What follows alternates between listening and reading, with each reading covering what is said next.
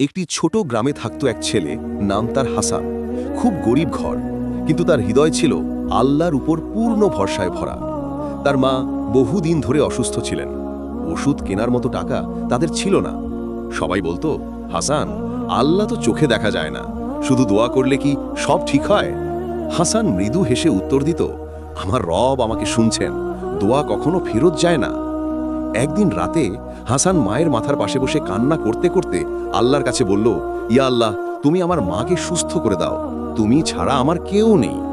ওই রাতেই গ্রামের এক ধনী মানুষ স্বপ্নে দেখল, এক দরিদ্র মা বিপদে আছে, তাকে সাহায্য করতে হবে। ঘুম ভেঙেই সে কিছু খাবার, টাকা আর ওষুধ নিয়ে রওনা দিল। সুবহে সাদিকের আলো ফুটতেই সে পৌঁছে গেল হাসানদের ঘরে। মায়ের চিকিৎসা হলো, কয়েকদিনের মধ্যেই তিনি সুস্থ হয়ে উঠলেন। সবাই অবাক হয়ে জিজ্ঞাসা করল, এই সাহায্য তোমার কাছে এলো কিভাবে? হাসান হাসল, চোখে পানি নিয়ে শুধু বলল,